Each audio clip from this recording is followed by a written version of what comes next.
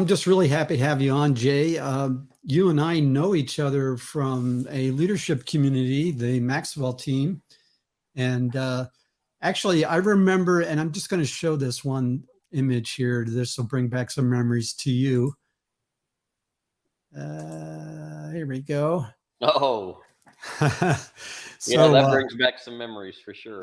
That's probably before we actually spoke, but that's when you were giving a talk at the International, what was it called? IMC, Maxwell certification event. And I think some of these things were pushing 4,000 or 5,000 people at a really large Marriott near Disney in Orlando. But anyway, thought that would be nice to show, to bring that bit back in. But let me just take a minute and kind of frame things for everyone jumping in. Yeah, Jay and I met in the Maxwell community, this leadership certification organization and service organization, where many have gone to, as they transition into new careers, looking to equip themselves to teach, to coach, to develop their own businesses. And the purpose of Titans is really to dig into and drill into this whole space of how does one decide that a transition is needed, transition to a new situation in your life or to a new career or job. And I interviewed different notable leaders, different people from all walks of life, really, to try to discover, hear their stories and discover some lessons and things that would be beneficial to anyone who is anticipating a change. So I was recently at a PodFest, my first podcasting conference, also in Orlando, a month or so ago. And I was chatting with a couple people at a mixer, and they happened to be ex-military, guys who had retired from the military. And, you retire from the military, you have to educate me, maybe some others as well. But, you still have a lot of time left on the clock. People put in 20, 25 years, something like that, right, Jay? And then they're up for retirement. And so I thought we'd talk about that a little bit. And in the context of maybe starting that up is let's tell us about your transition from the military, because you did this yourself, right? I did, Joe. Yeah, thanks for that. Thanks for having me again. Sure. And yeah, Joe. So I grew up in Oklahoma, graduated high school at 17, and I had been in the grocery business for, I don't know, a good while, working for a company that I bet a lot of people have heard or maybe even frequented, the Winn-Dixie grocery store, and had done that for a while. Really enjoyed it. That store was eventually bought out by a local grocer, and I became a department manager. But somewhere into that, Joe, I felt like I needed some maturing, if you will. Right, there were still things I was aware that I needed to get better at, and I enlisted in the Air Force in 1986. And at age 19, and I served 11 years as an enlisted guy, happily. Just for those of you that are listening, I loved being what I still refer to today as where the rubber meets the road kind of thing. And 11 years into that, the best leader I've ever worked for, this is probably for a future discussion maybe that you and I can have, she saw something in me I didn't see in myself, and I ended up, kind of buying into what she saw in me. And I left the Air Force in 97, just walked away 11 years in, just shy of 11 years to be clear, a couple months shy. Walked away clean and enrolled at a university in the North Texas area and jumped into an ROTC program, Reserve Officer Training Corps program. It was there maybe 20 months, graduated with a degree, and then came back on active duty in 1999 as a commissioned officer, and I served another 11 years, a little over 11 years, and then retired in 2010. And my whole Air Force career, wow. it good. 11 years. Okay, just back that up just a second, if you wouldn't mind. Sure. Tell me again, how did you make that transition, and how did this woman kind of get your mind opened up to the possibilities of doing something different? Yeah, that's fair, Joe. Listen, she was my commander, and I was a non-commissioned officer at the time. And look, 11 years in a small community, even that I was in as a career field, I had made a name for myself, and I don't say that boastfully. I say that I really, put my all into it, and as we do anything, if we're really invested in something, I think we our efforts are rewarded. Let me say that. And so this command, she called me into her office, and basically, she said something to the effect of, Jay, I feel, I, I think you're playing it small, or I think there's a bigger opportunity out there for you. I want to run something by you.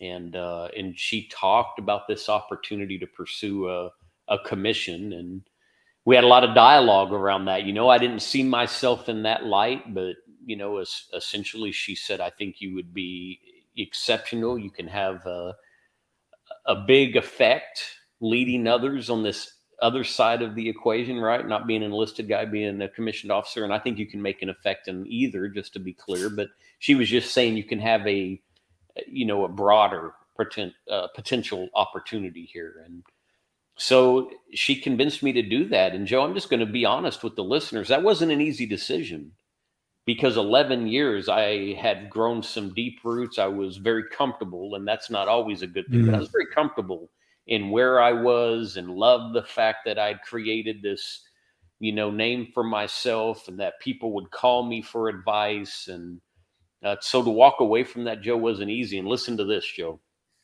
and to any of the listeners, this is really the toughest thing. I was married at the time, did not have any, kids, but I was the primary breadwinner. And to make the transition, to walk away from active duty, I no longer had an ID card. I was no longer receiving a paycheck. They were not paying for college, because when I enlisted into the Air Force in '86, I had turned down the GI Bill. That's a whole nother story, and a hard lesson.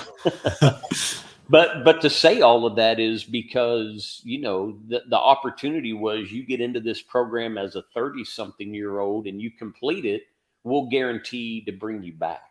But in between the time that I was out, it was on us to figure out how to survive, how to, earn the money to pay the bills, to be a full-time college student. And, for me as a 30-something-year-old, not get injured, not get sick, not do anything that was going to disqualify me from coming back on to active duty doing something I love. So there's a jog to you, this whole concept. So as you said, and this is a huge theme that keeps repeating to everyone that I've heard their transition story, and that is the comfort zone being like tethers. Yeah. I mean, they're positive. I mean, it's comfort. In many cases, it's a good situation, but the idea and the notion there might be something even better, but in order to get that even better, you've got to step out and take some risks. And you just unpack some of those risks for us. So yeah, there's a lot of fear and unknown, and look, I was entering a program that was predominantly fielded by 19, 20, 21-year-olds. When I was 30 or 31 years of age, 30, when I left, active duty the first time, and, took a risk and bet on myself, and I didn't know what to expect, if you want the truth. But yeah, there's a lot of fear attached to that. What, people often, they do the Benjamin Franklin thing. They do the pros and the cons, and they do this mental exercise, but there's often something, and I don't want to put words in your mouth, but there's often some situation, some voice that just pushes them over. Was there something like that kind of had you cross that precipice? I'll call it a precipice, because that maybe is the way it felt.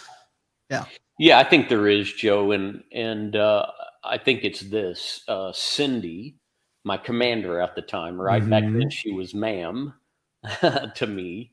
The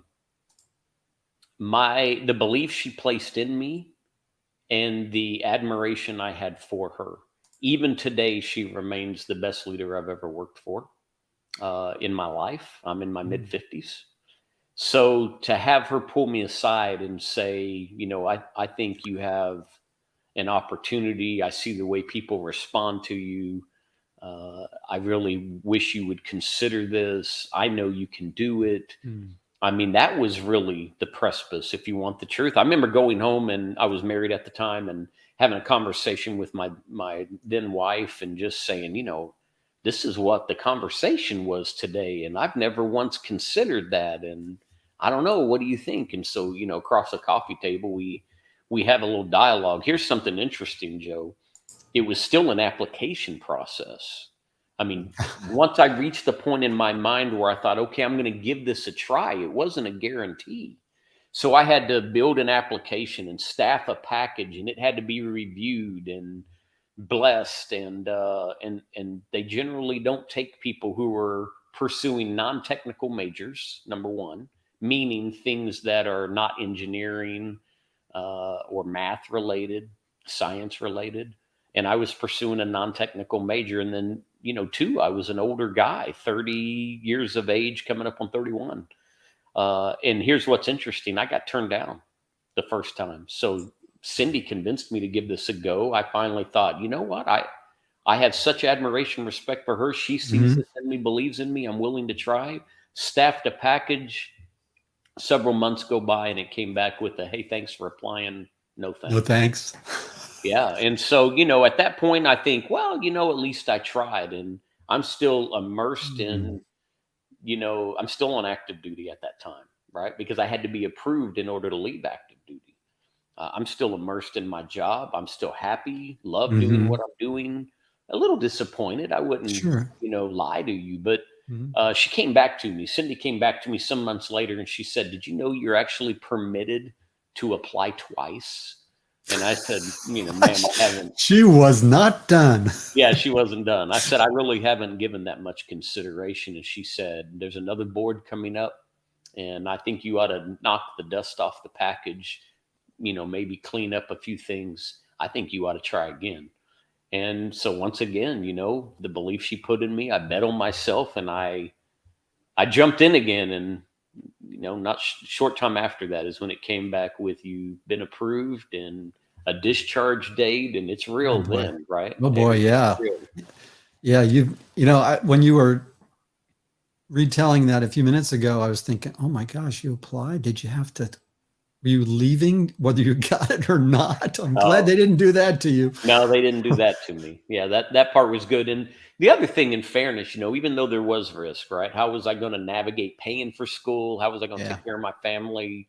All those things. The one guarantee on the table, literally, it was in the program that I applied through, was if you complete the program, we promise to bring you back on active duty as. So, that was incentive. I got to go out there and do big things and good things. And if I pop out the other side, they're telling me a guarantee to bring me back. Okay. So how long was the training or the process that you had to go through?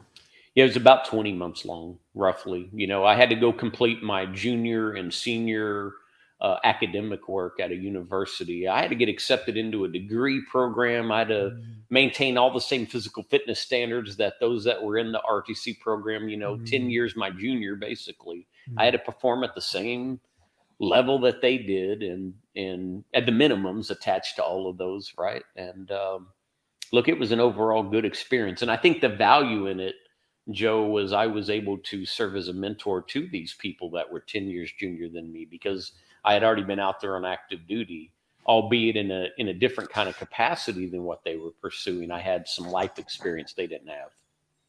Right. Yeah. So that's interesting. So you go into something like that and you think, am I going to be accepted or not?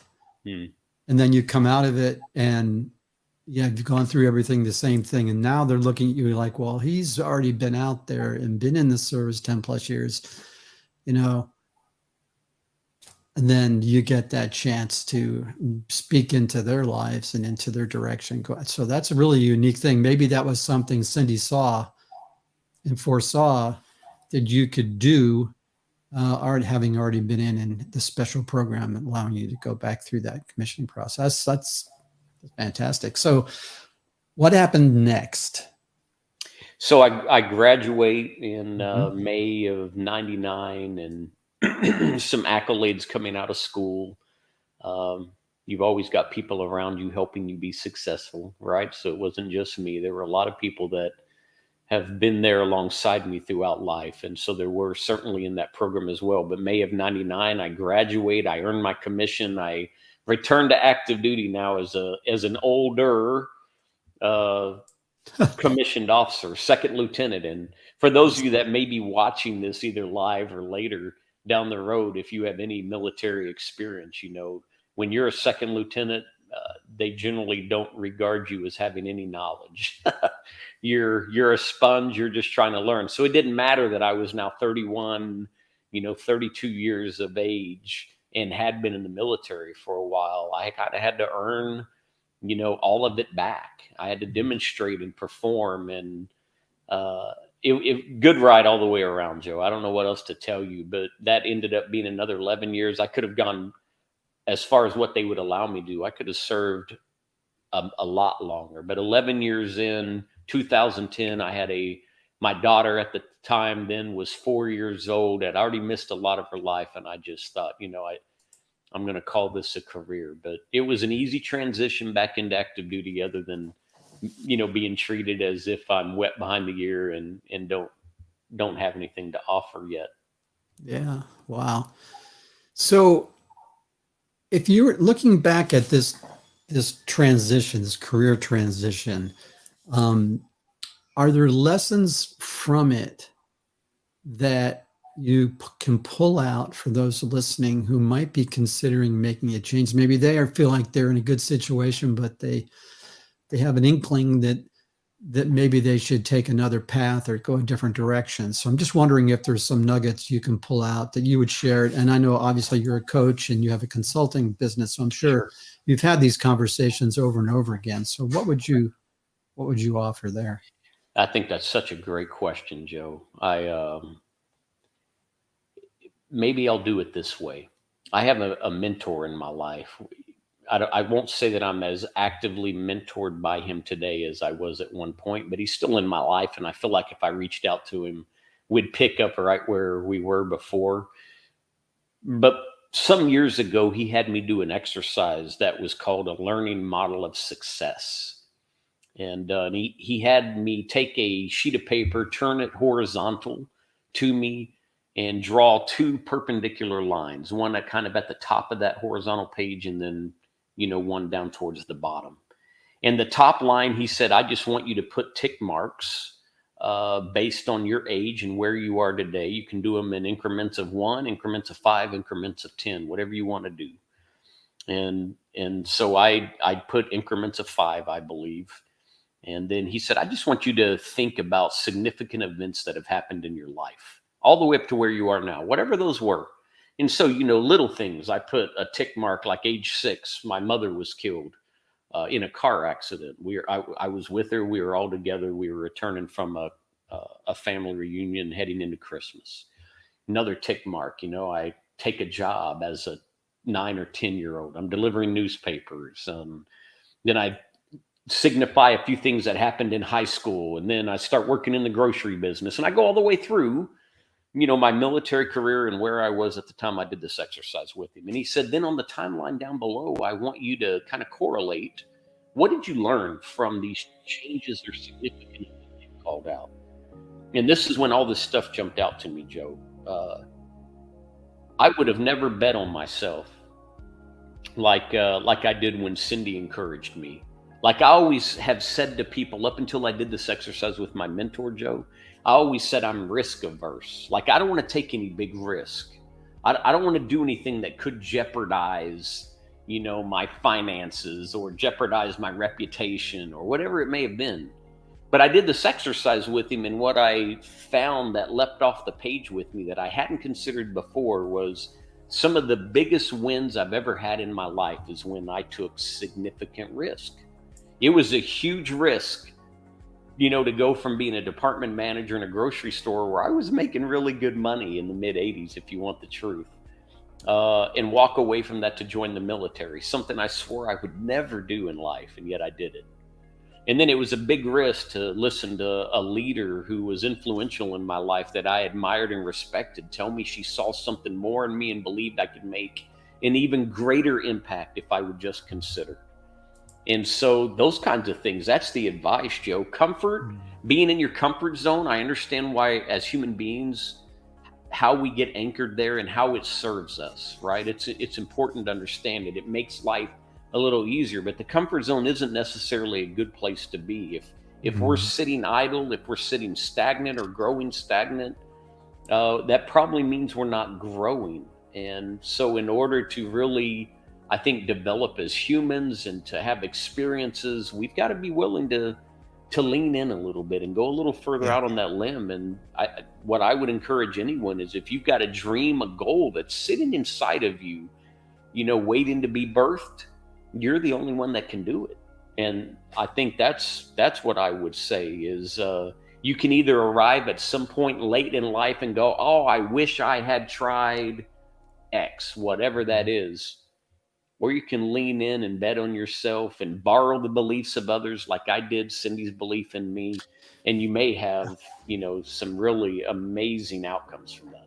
Yeah. I mean, that comment about Cindy speaking into your life and encouraging you, that's a key tactic that can be used. You can react to it. In that case, you weren't looking for that. That's true. But you listened to it because there was a deep relationship and you trusted her. You had a lot of respect for her. That's true. Her voice went a long way. Or you can proactively look around you and say, who are those people I trust? I've got something going on inside of me and I'm not sure how to process that. That's right. And you can have those conversations with the people you trust, or you can engage a coach that can take you through that process. So those are definitely some things that I think are great. But this comfort zone thing, I want to camp on this just a second and just give you a couple of thoughts there. So on the comfort zone, we are wired biologically for safety and comfort, obviously. And Jay, you talked about that, but also how we approach comfort zone and change has a lot to do with our personal wiring. Yeah. And so let me just take a minute. There's a number of different tools that people have probably used to get a sense on their personality type. There's obviously, most people are familiar with Myers-Briggs. DISC is one that I know that Maxwell team uses and offers certification in. I'm pretty sure you use DISC. I use one called the Kolbe Index. A lot of these things will give you additional insight on how you approach things. The Kolbe is a little different because it talks about how you actually expend your creative energy.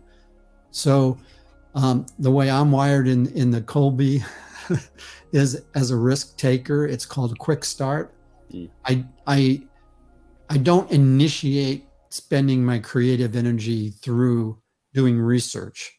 I do enough to prove my intuition and notion. Can be dangerous. And then once I'm pretty sure I'm willing to jump and go for it.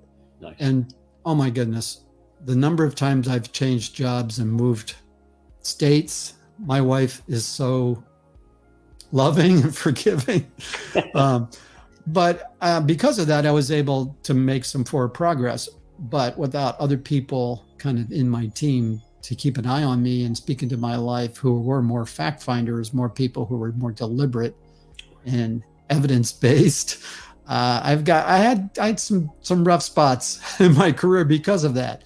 But I just want to say that sometimes if a person is wired maybe more, not like me, but more deliberate, your natural inclination is you want to gather all the information you can to make sure you make a perfect decision without risk.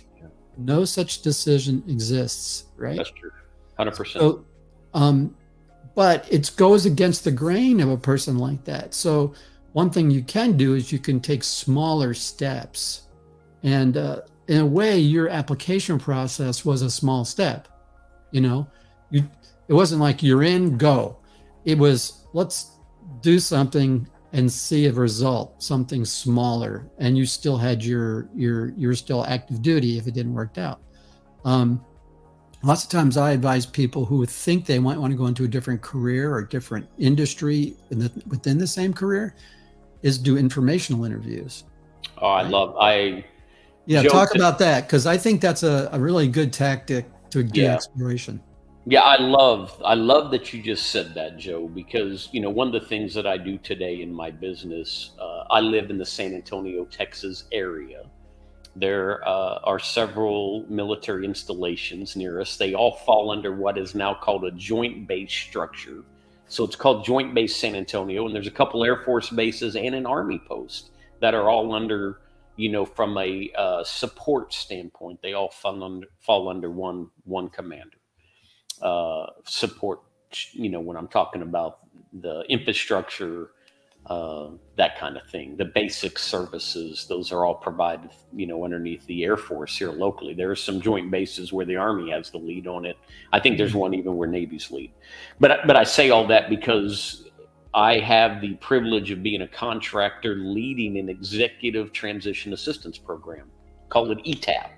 So these are our senior military leaders. Military always has great names for things. They do, yeah, they do. But these are all senior military men and women. We're talking colonels and generals and E9s on the enlisted side, chiefs, command, sergeant majors, those kinds of things. And I was just talking to a group of them about informational interviews. And I said, look, it's really risk-free.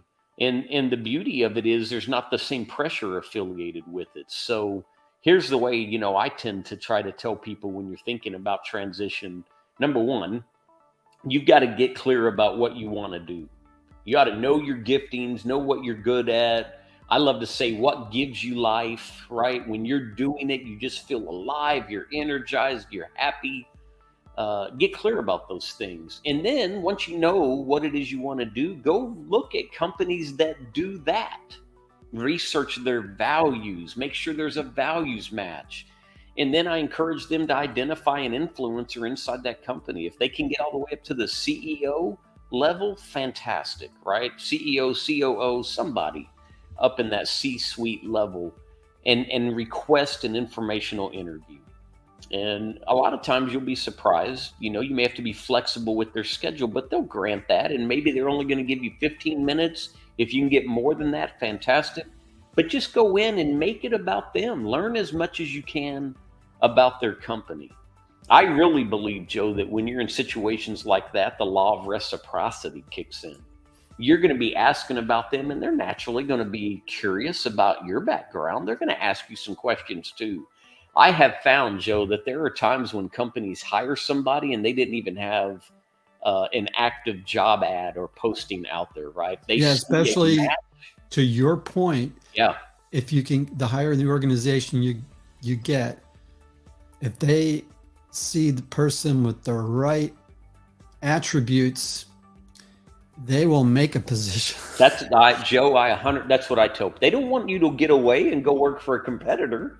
If they can retain you, and look, there's a talent war out there, right? Oh, man, big time. Their companies are trying to find the very best, and it's a competitive field that's being sought after, and if they run across you and they think you're the right one and you have what they need, they will create a position. I really believe that.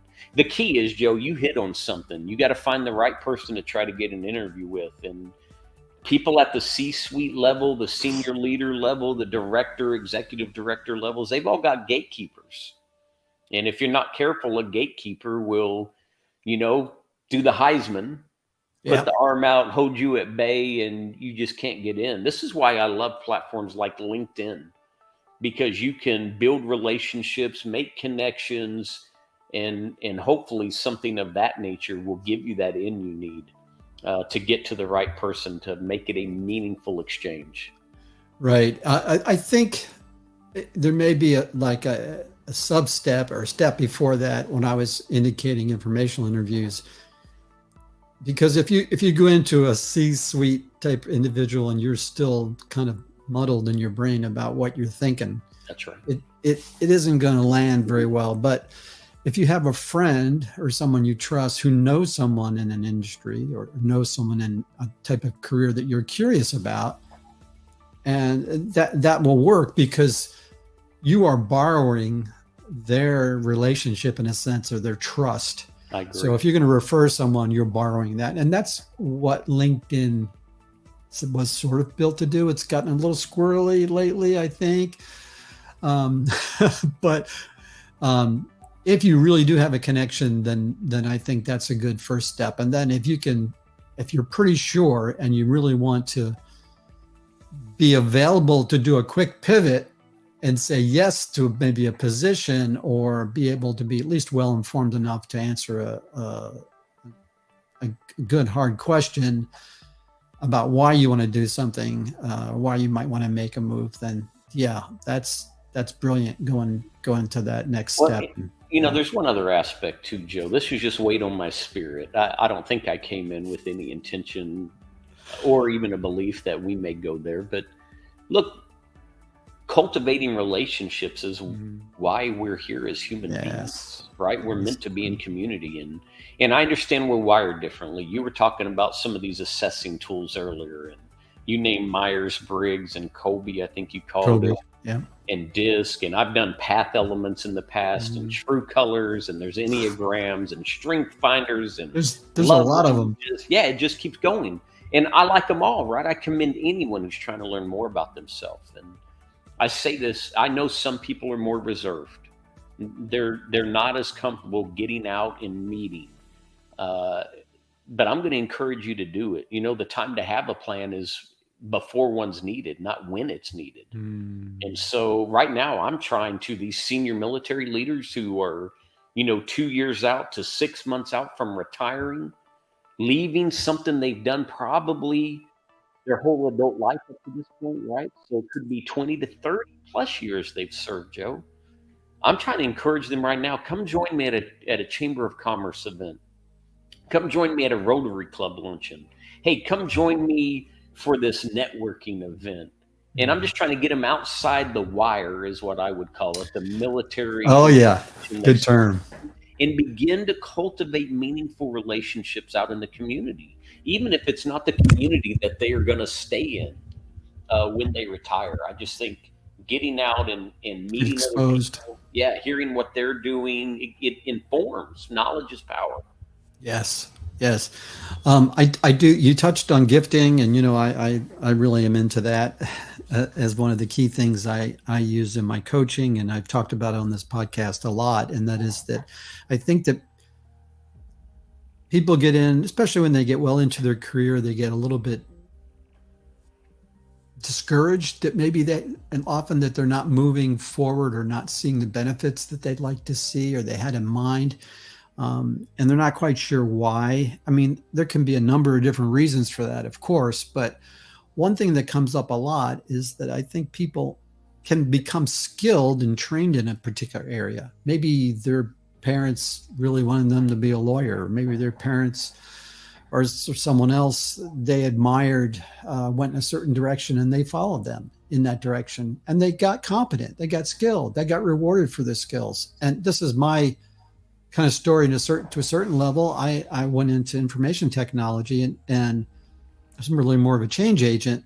I didn't come through the technical ranks per se. So it wasn't really natural, but I got good at leading change and I got rewarded. It was a good career, but into my career, I just felt restless. And I think a lot of people have this sense of restlessness. Now, I was using what I would call my God-given gifts, but they were more secondary in my focus rather than primary. And I think that people can leave some of those gifts sort of on the table and not bring them to the fore because they don't see the value in them per se within the structure and the confines of a position they're holding, something of that nature. And I think Cindy probably looked at you and said, there's a gifting here, and he's good at his job. I don't know exactly what you did, but he's good at his job. But there's some diamonds here in the rough, or there's some stuff we're leaving on the table that I think for the organizational benefit, I'd like to see him move in that direction to become all you can be, right? Yeah. And the other thing, and final thought, and that is, if a person feels like they're doing okay in their career, but they're exhausted all the time, that's to me a little bit of a diagnostic indicator that you're putting too much energy into something that may not come naturally to them. They can still be competent, but it's going to take more juice to get it to happen. So just some thoughts. I'd be interested in your reflection on that. Well, you touched on a lot right there, though, Joe, that in a good way. I mean, it really resonated with me. And I think if you permit me, I'm going to Yes, share a few please. things here as well. First, I would tell you, Joe, I don't know if this is your experience. I'm out speaking and interacting in groups almost every day of the week, right? As a speaker, I'm out speaking at conferences and inside organizations, and it's not, qualified as a percentile what I'm about to say. It's what I feel I've heard enough at this point. I'm willing to bet about 70% of the people I meet loathe, not love, loathe what they do for a living. And when they tell me they feel unfulfilled or they don't like what they do, I generally follow that up with, well, what would you like to do? Or, what is it that's keeping you there? What is it that's holding you back from making a change? And usually I hear something like this: it's all I know. And I just can't imagine at this place in my life reinventing myself. So that really breaks my heart, if you want the truth. And it's one of the things that keeps me going out there to try to talk to, the inner being, to try to get people to touch that dream or goal that they've always had and maybe got suppressed intentionally or unintentionally, right? It could have been something a teacher said when they were a youth. Oh, Jay, you're just not very good at that. And I'm like, oh, well, I shouldn't be doing that. Yeah. Maybe I just wasn't applying myself at that time, or, maybe I just hadn't spent enough time with it to let this manifest in me. So Joe, that's the first thing I hate hearing. Yeah. It's not like this is a dress rehearsal, right? This thing called life. Right. And we get one go at this thing in our earthly bodies. We get one go at this. Yep. Absolutely. So, yeah, I want to see people live it out. I want to see people tap into who they were created to be and to use those giftings that you've touched on, because I think those giftings are intended for others, not just us.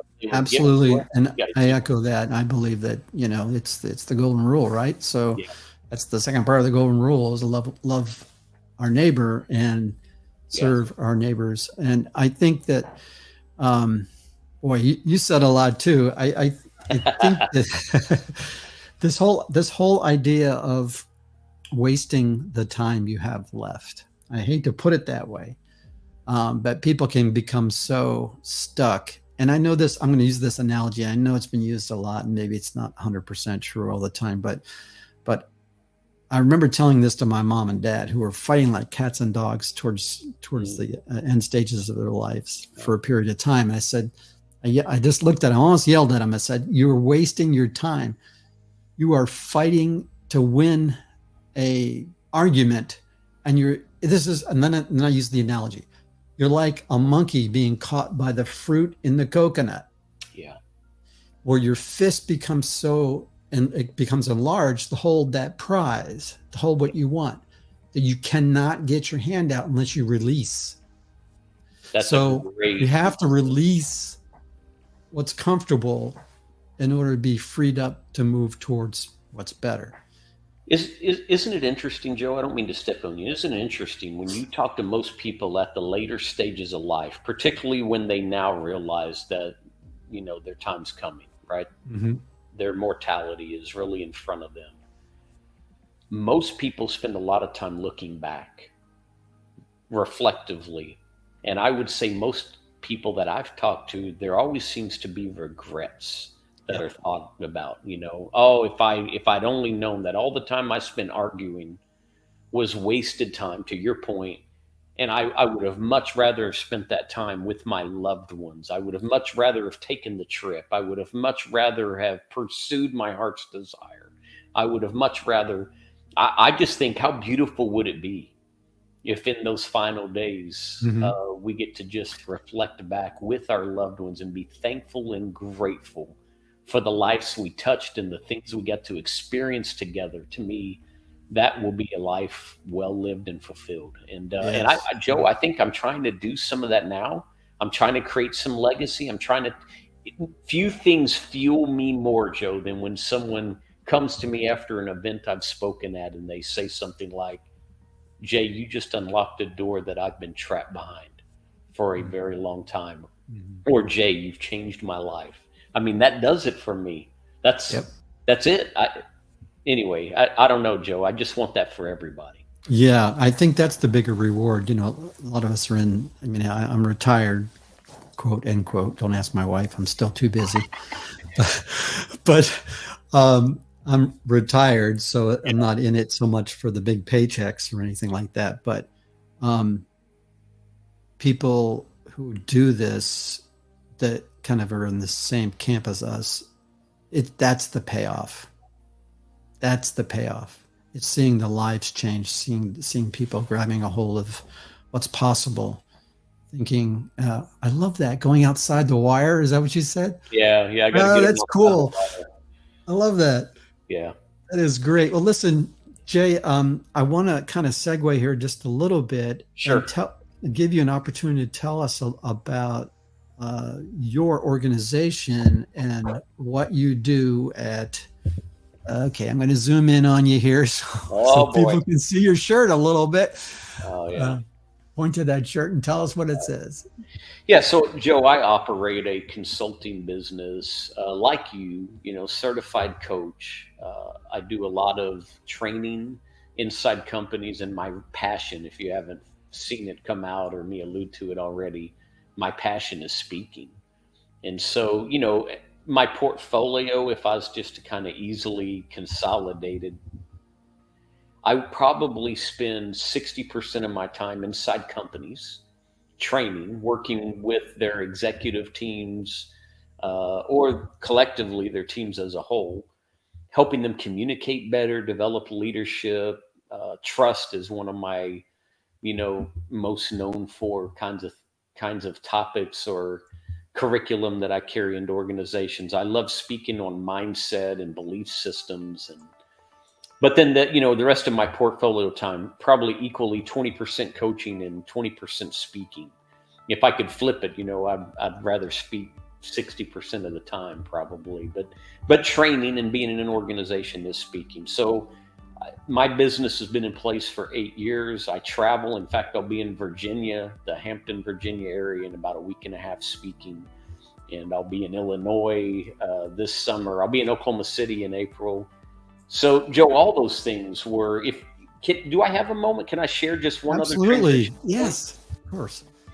Joe, here was one other transitional point in my life. So when I retired from active duty in 2010, I chose to stay comfortable.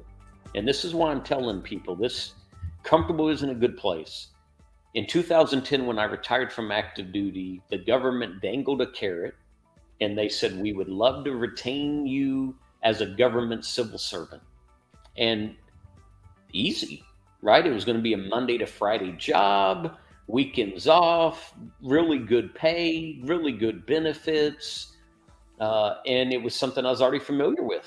And so literally 2 weeks after I stepped out of uniform, I showed up at work in a suit and tie in a different organization, but on the same airbase that I had retired out of. 4 years into that, Joe, I just did not have any degree of satisfaction, if you want the truth. I was still serving alongside amazing men and women who I knew shared values that I had. We had a good mission.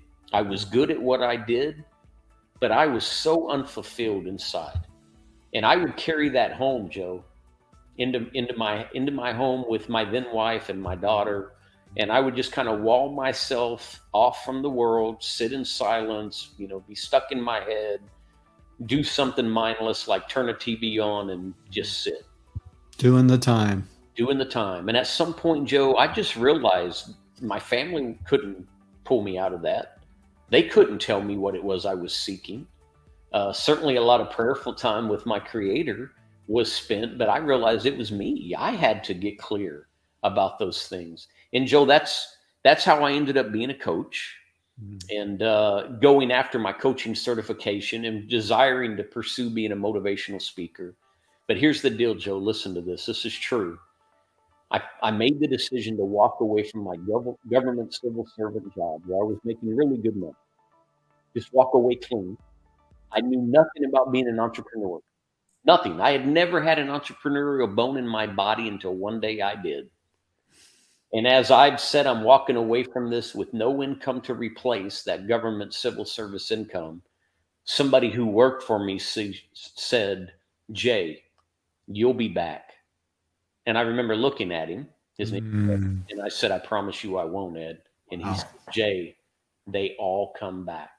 They all come back. Sounds like a science fiction. It does. line. Yeah, it does. They come Joe, back. here's the deal. You know, you and I have probably heard this story before. It comes out of one of John Maxwell's books. I think he tells the story probably in the 21 Irrefutable Laws of Leadership. That's what my brain tells me. He talks about Cortez arriving in the New World. And his men were, disgruntled, and they longed for what they had left behind. And he basically, Cortez, it's rumored, turned to his men and he said, scuttle the ships, right? Sink them, set them ablaze. He said, because as long as we have a place to retreat, we're never going to be successful. We're never going to make it work. So they scuttled the ships. And that's kind of the way I approached that transition. When I finally decided I wanted more and I found out what that looked like for me, even though it was completely different than anything I'd ever done, I didn't leave a safe place to return. I put all of my energy and focus on building what I wanted, not what I didn't want. And Joe, it's been such an amazing ride. Yeah. That's awesome. And again, I'm glad you shared that additional transition story. That's in itself, in addition to what you shared with us, you were way well into your career when you went through that transition. That was down the line, right? So I believe that it isn't a one and done thing. It's, I like to use sort of the mountain climbing analogy. You know what it's like when you see what you think the summit is, you come up to the top, and then you get to that flat part, and then you see another peak. You head up there and there's another flat part. That's true. And then sometimes you go down and up. I mean, it's a zigzaggy path, this career thing, this life thing. And just because you've made a transition, now you're trying to optimize the situation you're in. You may be in it for 6 months or 6 years and then say, I'm sensing disquiet again. It's time to do some more work. It's time to pray. It's time to seek out some trusted advisors. It's time to see what's going on. Yeah. And Joe, here's what's interesting too. I still didn't have it figured out. Right. There was still a lot of fear. Wait, there's more. Yeah, but wait, there was still a lot of fear and trepidation, uncertainty. I walked away from that government civil servant job, and I was probably 6 months in now to, having my own business, which was only a naming convention, if you want the truth. I didn't have a ton of clientele. I wasn't earning any money, if you want the truth. And I sit down at a conference. And there's a lady, a little younger than me, but probably close to my age, who had successfully been doing what I desire to do. She'd been doing it for a decade. And it was late in the evening as one of the conference sessions was wrapping up. And I just said, hey, before we leave tomorrow, would it be possible to get 10 minutes of your time? I just feel like you might be able to help me. I've got some questions because I don't understand, some of this. What I'm doing doesn't seem to be working. And she said, how about now? So I'm sitting talking to this lady, and here's what I said. I said, I'm new to this entrepreneurial thing. I believe what I'm entered into is what I was created to do. I just don't know from a business standpoint how to make it work. Joe, here's what she said to me. She said, if all you're going to do is hang your hat on someone else's coat rack, you're never going to be successful. And I don't know what it was in those prophetic words, but that's what really allowed me to come back home from this conference, get really clear about my brand, get really clear about who I am, get really clear about the message that I'm going to carry out to the world, and it's uniquely mine. I'm fed from a lot of streams, as I believe you are, Joe. And so I leverage all of that, all the life experience, all the wins, all the shortcomings, the challenging parts, the joyful moments when I go out to serve others, whether it's as a coach, a trainer, a speaker. They're going to get authentically me, vulnerable me, transparent me, because I want them to know that when they are willing to go deep and do the work and grab a hold of what it is that they want and to hang on to it tightly until they bring it to fruition, it can really be a beautiful ride, and one that I know they'll be thankful for in the end. But she helped me just by that comment. Quit trying to leverage someone else's name to be a success. How about you be you? And what was that phrase again about hanging your hat? Yeah, she said, if all you're going to do is try to hang your hat on someone else's coat rack, you're never going to be successful. That's great. That's fantastic. Well, Jay, this has been a real pleasure. Sorry, that was my dog barking. Yeah, it's all right. Mine's here too. I'm surprised she didn't. It's been a real pleasure getting together with you. And I just encourage anyone who watches. Oh, my goodness. Mailman. You have a great day. So she has woken from her nap. I like it. If anyone wants to get a hold of you, Jay, your website, I will put in the comments, but you can tell us again, right? Tell us now as well, but I will also put them in the comments of this episode.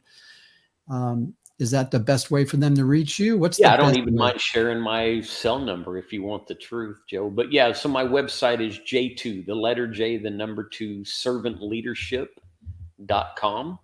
Joe, I love to tell people that J2 does not stand for Jay Johnson. It in the military, we use these designators, sales, if you will, of capability that people can quickly identify. So in the Air Force, human resources is A1. In the Army, human resources is S1, and the Navy has their designator as well. Oh, okay. In the Air Force, intelligence, like the intelligence community, is A2. In the Army, it's S2. Well, when we deploy together, like if we are in a forward location, serving alongside each other with joint service, that A or that S or N, it changes to a J, meaning it's a joint sale of capability, and then it has the number designator to tell you what that capability does. So the J2 is intended to be joint intelligent servant leadership, where you and I come together and share our wisdom and intellects. We're infinitely smarter. So J2 servant leadership, Joe, that's how people find me. That's awesome.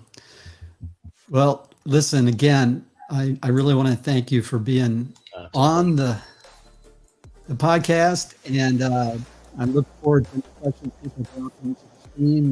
We can comment on them later.